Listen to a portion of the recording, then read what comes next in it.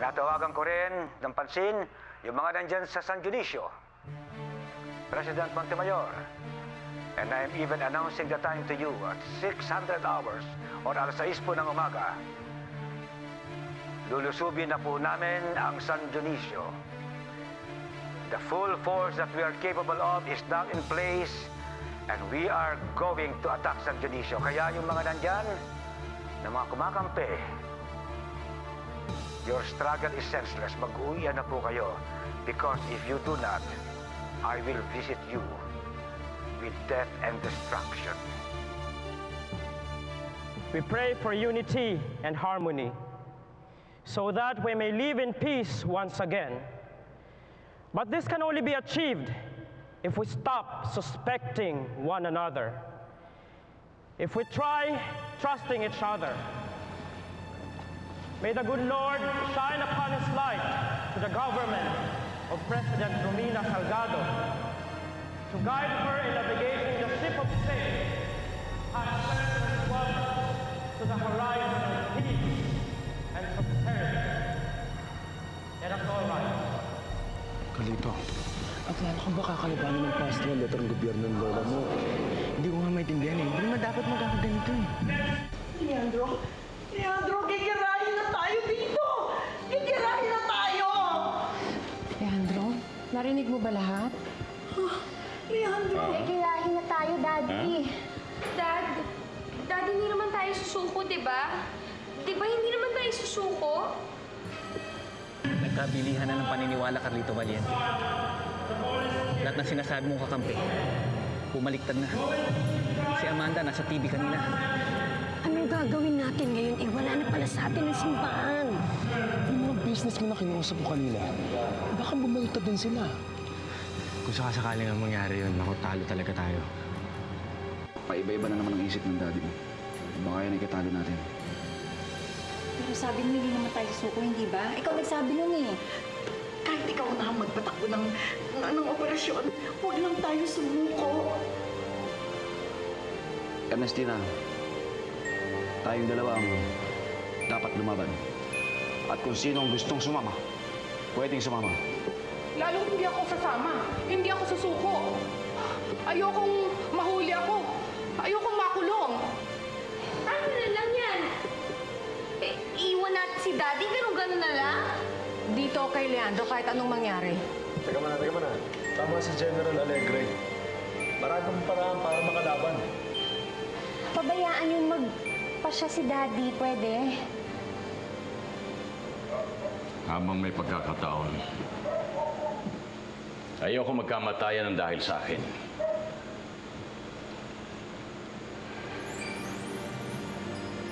Dapat nga sumuko na ako. Makukulong man ako, makakalaya kayong lahat. Leandro, wala na bang ibang paraan? Pera lang ang katapat niyan. Ibigay natin ang gusto nila. Huwag ka mag-alala, Leandro. Dito na ako sa tabi mo. Hindi kita iiwan. Lalo na ako. Ayokong mahuli. Ikaw, Zarina, dumito ka kung ayaw mo managot sa pagpatay kay Tomas. Paano na ang mga anak ko? Magkakahiwa-hiwalay na naman kami?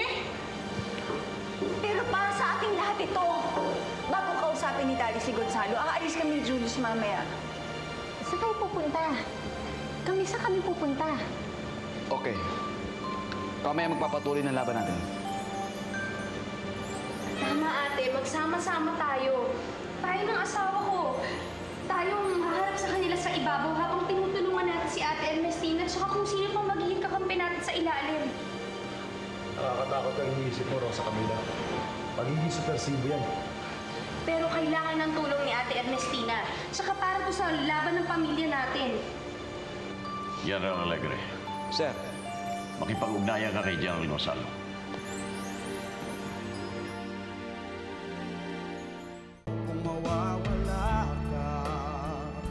Kailangan na nating umalis dito. Carlito, yung mga kausap mong businessman kanina tumawag sa akin. At kinakausap daw sila ni General Gonzalo. Wala silang magawa kundi makipag-cooperate. Sinasabi ko lang yan kanina na baka bumaliktad sila. O, yan na nga. Pero paano tayo ngayon yan? Wala na sa atin yung simbahan, tapos hindi na rin tutulong yung mga businessman na sinasabi mo? We will go underground. There's no other way. Magiging mga rebelde tayo? Saan tayo titira?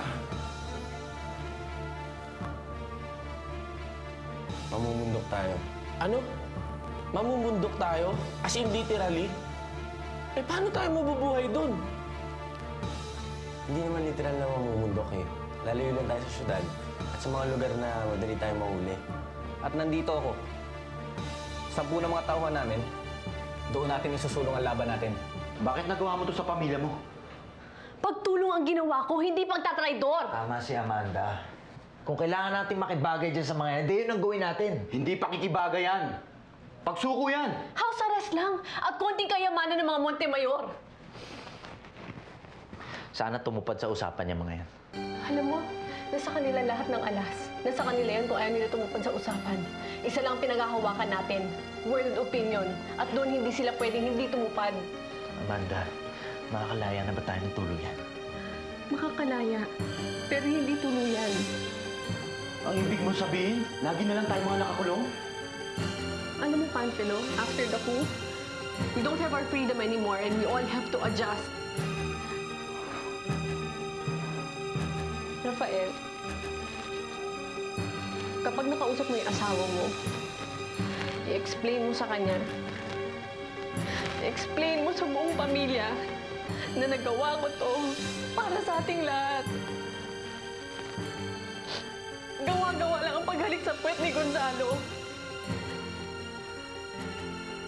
Mas mabuting may isa na nasa loob kaysa lahat nasa dilim. Bigyan niyo kami ng exile and the right to be treated humanely and with respect. And then we will leave. Tanging house arrest lamang ang maibibigay ko sa iyo dyan sa San Dionisio. Ang ama mo ay kailangang litisin pa 10 ng mga iba pang dapat niyang kasama, tulad mo, si Iluminada at si General Alegre. Pero mga kapatid mo, the rest of your family, pwede na lumabas dyan. Tumakas si General Alegre nung malaman niya kung anong desisyon ni Daddy. Sa pagkakarinig ko si Mami, Charina at Alicia, hindi raw nila iwan si Daddy. Paano ngayon yung mga kapatid ko? Mag-order ako ng manhunt for Julius Alegre. Tiyak lalaban pa rin yun. Pero ang mga kapatid mo, pwede na lumabas. Clear na sila. Ang pera ninyo, kailangan namin lahat yon. Na-freeze nyo na ang lahat ng accounts namin. Wala na kami tinatago. Kasinungalingan. May itatago kayo at may itatago kayo. Eh di kung may makita kayo, inyo na. Magsasalita ang National Television ng ama mo tomorrow. At i-endorso niya ako bilang kanyang kapalit. At pagkatapos, aalisin nyo na ang military junta. Oo.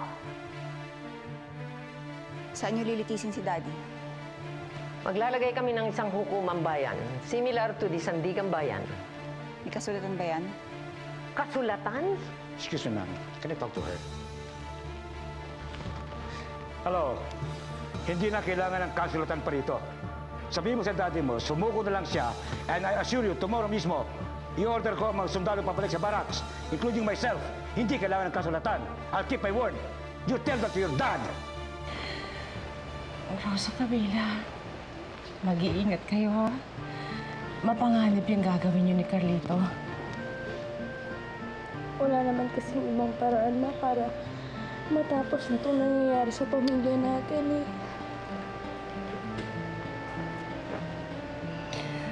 Dadalawin mo kami ni Daddy mo, ha? Pati ni Charlie, dalasal mo. Higaan niyo po si Daddy, ma. Pagkakataon niyo na to para magkasama ulit kahit nandiyan si Tita Iluminada at si Tita Sarina. Mamiss kita. Kaya lang, ako na lang inaasahan ng Daddy mo, eh. At ikaw na lang inaasahan namin.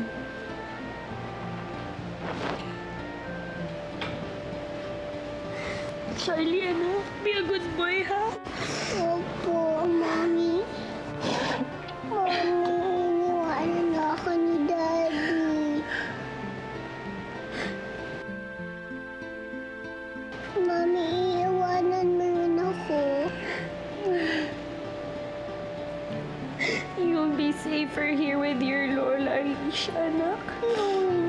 susunod, Mami. Don't worry, I will try to contact your daddy as soon as I leave San Dionisio, okay? Opo, what about Daddy? I don't know, Hannah. I don't even know what will happen to me.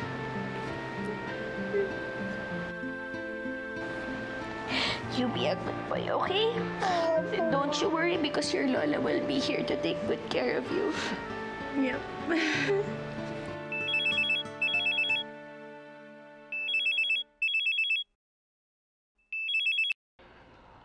Ah, how nice to hear from you again, Alberto Montemayor.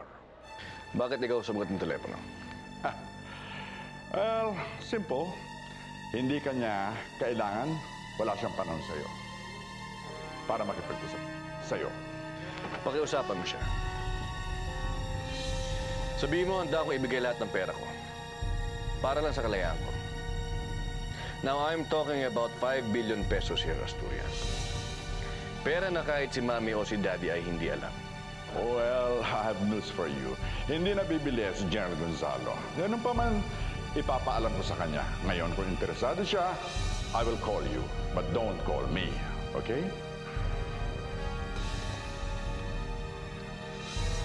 Boss, kukunin lang niya ng pera mo. Uhulihin din tayo niyan. Nasa likod niyan si Romina eh. Well, this is something that President Salgado cannot do for General Gonzalo.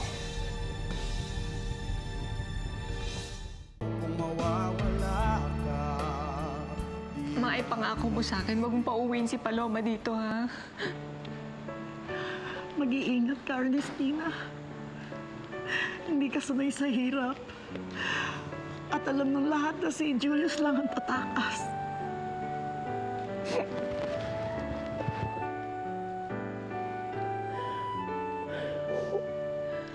Dalhin mo ito. Gagamitin mo sa laban niyo. Ito.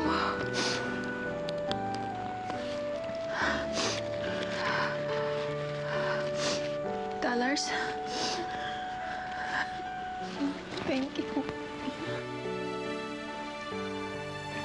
Ate, ito pa nga pala, mga alahas namin na kaya namin ibigay, baka makatulong sa inyo. Thank you.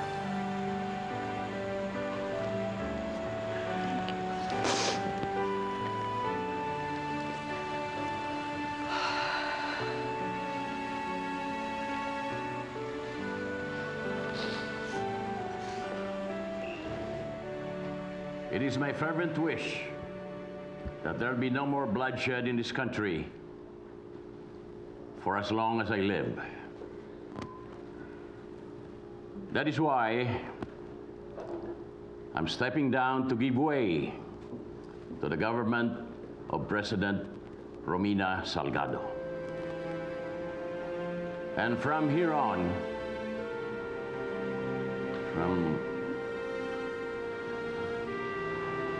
Sir, baka busin ang sumpong. Sir, can I continue for you, please?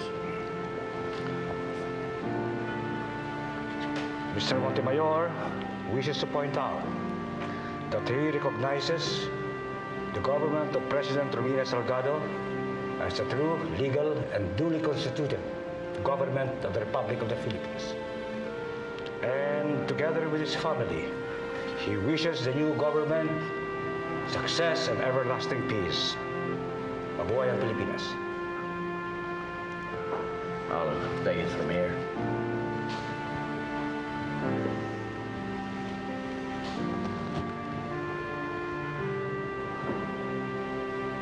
From here on, I'm making it known I'm going back to private life. It is also the decision of my whole family. There will be no more Montemayors who will run for public office.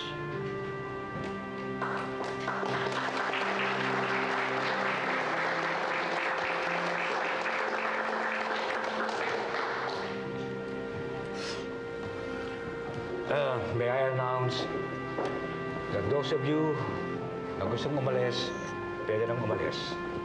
Maliban lamang sa Presidente, First Lady, who will remain under house arrest, and Ernestina, who is the subject of a massive manhunt now.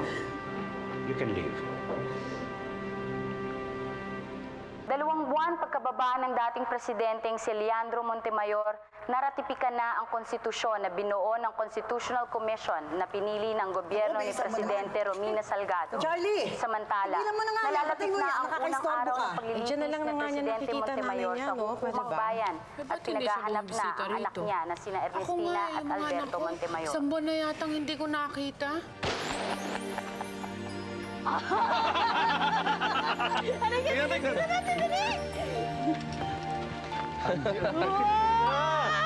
Ang galing!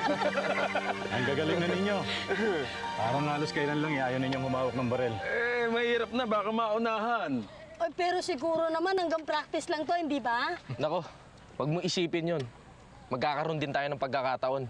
Oo nga, pag nagkaroon ng enkwentro. Aalis muna ako. Saan ka pupunta? Sa Maynila. Yung makakausapin ako, makakatulong natin sa pinansyal. Baka siguro bukas pa makakabalik. Pare, gusto mo samahan kita? Di na, mas delikado yun. Delikado kung sabay-sabay tayong aalis.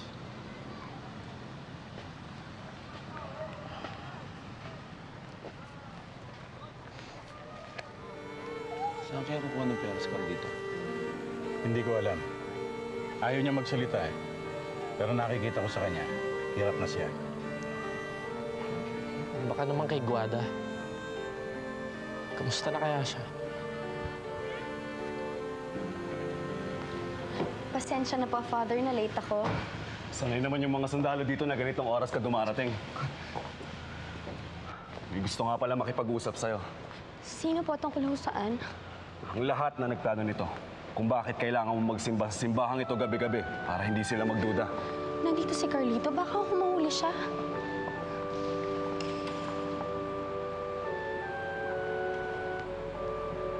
Carlito.